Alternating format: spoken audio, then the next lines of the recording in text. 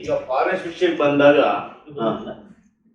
ಈ ಫಾರೆಸ್ಟ್ ಇಲಾಖೆಯವರು ಏನಾಗಿದೆ, ಸುಮಾರು 100 ವರ್ಷಗಳಿಂದ ಯಾರು ಸಾಗುವಳಿ ಮಾಡ್ತಾ ಇದ್ದಾರೆ, ಸರ್ಕಾರದಿಂದ ಸಾಗುವಳಿ ತಗೊಂಡು ಖಾತೆ ಪಡೆಯೋರನ್ನ ಇವರು ಏಕಾಏಕಿ ಹೋಗಿ ಒಕ್ಕಲುಬಿಸ್ತಾ ಇದ್ದಾರೆ.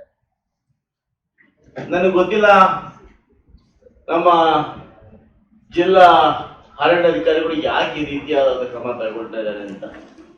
ನನ್ನ ಭಾಗದಲ್ಲಿ ಪುತ್ತೂರು ಹೋಬಳಿಯ ಅರಟಿ, ಮಲ್ಲಾನಹಳ್ಳಿ, ಶಿಲ್ಲಂಗೆರೆ, ಕೋಟಿಗಾನಹಳ್ಳಿ ಈ ಭಾಗದಲ್ಲಿ ಸಾಗುವಳಿ ಚೀಟಿ ಕೊಟ್ಟು 80-90 ವರ್ಷ ಆಗಿದೆ. 1965 ಇಂದ ಅವರು ಪಾಣಿ ತಗೊಂಡಿದ್ದಾರೆ, ಬ್ಯಾಂಕ್ ಸಾಲ ತಗೊಂಡಿದ್ದಾರೆ. ಇದರೊಟ್ಟಿಗೆ ಅವರು ವಿದ್ರಾಯಿತ ಮಾಡ್ತಾ ಬರ್ತಾ ಇದ್ದಾರೆ. ನಾನು ಮೇಡಮ್ ಅವ್ರನ್ನ ಅವ್ರಿಗೆ ಎಷ್ಟು ಅಲ್ಲಿನ RF ಆಗ್ಬೋದು, DCF ಆಗ್ಬೋದು, ಸೌಜನ್ಯಕ್ಕಾದ್ರೂ ಕೂಡ MLA ಇದಾರಲ್ಲ ಅವ್ರ ಗಮನಕ್ಕೆ ತರಬೇಕು ಅನ್ನೋ ಸೌಜನ್ಯ ಅವ್ರು ತೋರಿಸ್ತೀವಿ. ಬಹುಶಃ ಅವ್ರು ದೊಡ್ಡತನ ಕಾಣ್ತದೆ, ಇರ್ಲಿ ಆ ದೊಡ್ಡತನ ನಾವು ಧನ್ಯವಾದಗಳನ್ನ ಹೇಳೋಣ. ಆದ್ರೆ ಕೂಡ ದೌರ್ಜನ್ಯವಾಗಿ ಇವರು ಹೋಗಿ ಅಮಾಯಕ ರೈತರು, ವಿಶೇಷವಾಗಿ ಅಲ್ಲಿ ಯಾರು ಜಮೀನು ಮಂಜೂರಾತಿ ತಗೊಂಡಿರ್ತಾರೆ ಅವರೆಲ್ಲ ಕೂಡ 90% ದಲಿತರು. ಆ ದಲಿತರು 50 ವರ್ಷ ವ್ಯವಸಾಯ ಮಾಡ್ತಾ ಇದ್ದಾರೆ. ನೀವು ಹೇಗಾಗಿ ಹೋಗಿ ಅವರನ್ನ JCB ತಗೊಂಡು ಹೋಗಿ ಒಕ್ಕಲಿನ ಕೆಲಸವನ್ನ ಮಾಡಿ ಆ ಏನ್ ಬೆಳೆ ಮಾಡಿದ್ದಾರೆ ಆ ಬೆಳೆಗಳನ್ನ ನಿರ್ದಾಕ್ಷಿಣ್ಯವಾಗಿ ನಾಶ ಮಾಡಿ. ಇವತ್ತೊಬ್ಬ ಬಡ ರೈತ 1 ಎಕರೆ ಬೆಳೆ ಮಾಡಬೇಕಾದ್ರೆ ಅವನಿಗೆ ರಕ್ತ ಕಣ್ಣಲ್ಲಿ ನೀರು ಕೊಡೋದು ರಕ್ತ ಬರ್ತದೆ. ನಾನು ಒಂದು ಕೇಳ್ತೀನಿ, ನಾನು ದೂರವಾಣಿ ಮುಖಾಂತರ ಆದ ನಂತರ ಅಲ್ಲಿ RF ಮೇಡಮ್ ಅವರು ಕೂಡ ಮಾತಾಡಿದೆ. ಹೇಳಿದ್ರು, ಸರ್ ನಾವು ಜಂಟಿ ಸರ್ವೆ ಮಾಡಿದ್ದೀವಿ, ಅದು ನಮ್ಮ ಜಮೀನು, ನಾವು ದೋಷ ತಗೊಂಡಿದ್ದೀವಿ ಅಂತ ಹೇಳಿದ್ರು. ನಾನು ಬಹುಶಃ DDL ಇರಬೇಕು, DDL ಅವ್ರನ್ನ ನಾನು ಕೇಳಿದೆ, ಇಲ್ಲ ಸರ್ ಯಾವ ಜಂಟಿ ಸರ್ವೆ ಮಾಡಿಲ್ಲ ಇದುವರೆಗೂ ಅಂತ. ಅದ್ಯಾವುದೋ ಸರ್ವೆ ಸ್ಕೆಚ್ ತೋರಿಸ್ತಾರೆ ಅವ್ರು ಜಂಟಿ ಸರ್ವೆ ಅಂತ. ನನಗೆ ಗೊತ್ತಿಲ್ಲ, DCF ಅವರು ಹೇಳಬೇಕು ಆ ಜಂಟಿ ಸರ್ವೆ ಯಾವ ಆಧಾರದ ಮೇಲೆ ಮಾಡಿದ್ರಿ ನೀವು, ನಿಮಗೆ ಡಾಟಾ ಎಲ್ಲಿಂದ ಬಂತು, ಆ ಡಾಟಾ ಏನಿದೆ ಮೊದಲೇ ತೆಗೆದು ಧ್ವನಿ ಇಲ್ಲ, ಅದಕ್ಕೆ ನೀವೇ ಅಡಗಿಸ್ತಾರಲ್ಲ ಮಾರಾಯ. ಇವತ್ತು DCF ಅವರಿಗೆ ನೀವು 100 ವರ್ಷಗಳ ಜಮೀನು ಬಿಟ್ಬಿಟ್ಟು ಇವತ್ತು ನಮ್ಮದು ಅಂತ ಹೇಳಲಿಕ್ಕೆ ಸರ್ವೆ ಯಾವ ಡಾಟಾ ಸರ್ವೆ ಮಾಡ್ತಾ ಇದ್ರಿ ನೀವು, ಅದನ್ನ ಸ್ಪಷ್ಟಪಡಿಸಬೇಕು. ಎರಡನೇದಾಗಿ ನೀವೇನು ನಿರ್ದಾಕ್ಷಿಣ್ಯವಾಗಿ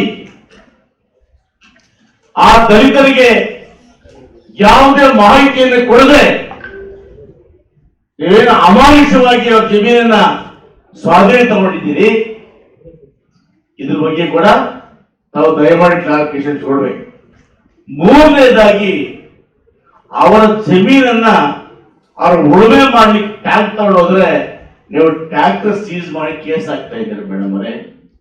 ಅವರೇ ದೇಶದವರಿಗಳ ಅದು ಯಾರಾದ್ರೂ ಕೂಡ ಇವತ್ತು ನಿಮ್ಮ ಜಮೀನಲ್ಲಿ ಬಂದು ಒತ್ತುವರಿ ಮಾಡಿದಾರ, ಇಲ್ಲ ಏನಾದ್ರೂ ಫಾರೆಸ್ಟರ್ ಬಂದು ಮರ ಕಟ್ಟನ ಮಾಡಿದಾರ? ನೀವು ಇವತ್ತು ಯಾರೋ ಅಮಾಯಕರು ಬಾಡಿಗೆ ಗಾಡಿ ತಗೊಂಡ್ಬಂದ್ರೆ ಅದನ್ನ ತಗೊಂಡೋಗಿ ನೀವು ಸೀಲ್ ಮಾಡಿ ಕೇಸ್ ಹಾಕ್ತಾ ಇದ್ದೀರಿ. ಏನ್ ತಗೊಂಡಿದ್ರ ನೀವು? ಈ ತಾಲೂಕಲ್ಲಿ ನೀವು ದಲಿತರಿಗೆ, ಈ ಜಿಲ್ಲೆಯಲ್ಲಿ ನೀವು ದಲಿತರಿಗೆ ಏನ್ ಮೋಸ ಮಾಡ್ತಾ ಇದ್ರು ಕೂಡ ಕೇಳೋದಕ್ಕೆ ಯಾರಿಲ್ಲ ಅಂತ ಭಾವಿಸ್ಕೊಂಡಿದ್ದೀರಾ? ದಯಮಾಡಿ ನಿಮ್ಮ ಈ ವರ್ತನೆ ಸಹಿಸೋದಿಲ್ಲ. ಅವರ ಸ್ಪಷ್ಟಪಡಿಸಿ. ಇವತ್ತು ಸರ್ವೆ ಯಾವ ರೀತಿಯಲ್ಲಿ ಮಾಡಿದ್ರಿ, ಯಾವ್ಯಾವ ನೋಟಿಸ್ ಕೊಟ್ಟಿದ್ದೀರಿ, ಯಾವ್ಯಾವ ಕಾಲದಲ್ಲಿ ಸರ್ವೆ ಮಾಡಿದ ಸಮಯದಲ್ಲಿ ಆ ಎಲ್ಲಾ ಜಮೀನ್ದಾರರ ರೈತರು ಯಾವ ಕಾರಣ ಆಧಾರ ಇಟ್ಕೊಂಡು ಅವ್ರು ಒಕ್ಕಲಿಸ್ತಾ ಇದ್ದೀರಿ ನೀವು? ಒಂದು ವೇಳೆ ನಿಮ್ಮ ಆಸ್ತಿ ಆಗಿದ್ದಿದ್ರೆ ನೀವು ನಿಮ್ ದಾಖಲೆಗಳು ಯಾವ ಇಸ್ಪಿದು, ಯಾಕೆ ನೀವು ಅದನ್ನ ಅವತ್ತಿಂದ ನೀವು ಅಲ್ಲಿ ಖಾಲಿ ಮಾಡಿಸ್ತಿಲ್ಲ ಅವ್ರನ್ನ? ಇವತ್ತು ಬಂದು ಕಾನೂನು ನೆಪ ಒಟ್ಕೊಂಡು ಮಾನವೀಯತೆ ಇಲ್ಲದೆ ನಿರ್ದಾಕ್ಷಿಣ್ಯವಾಗಿ ಹೋಗಿ ಆ ಜಮೀನು ಖಾಲಿ ಮಾಡ್ತಾರಲ್ಲ, ಅದು ಕೂಡ ಅಲ್ಲೊಬ್ಬ ಹೆಣ್ಮಗಳು ಆರ್ಯಪ್ಪ, ನನಗೆ ಹೆಸರು ಗೊತ್ತಿಲ್ಲ, ಓದಲಷ್ಟೇ ಮಾತಾಡಿದ್ದು. ಇಲ್ಲಿ ಬೈಯ ತಾಯಿ ಓದರ ಆರ್ಯಪ್ಪ ಯಾರಿದ್ದಾರೆ ಮೇಡಮ್ ಅವರು, ಡಿಸಿಎಫ್ ಮೇಡಮ್ ಅವರೇ, ಓದರ ಆರ್ಯಪ್ಪ ಯಾರು?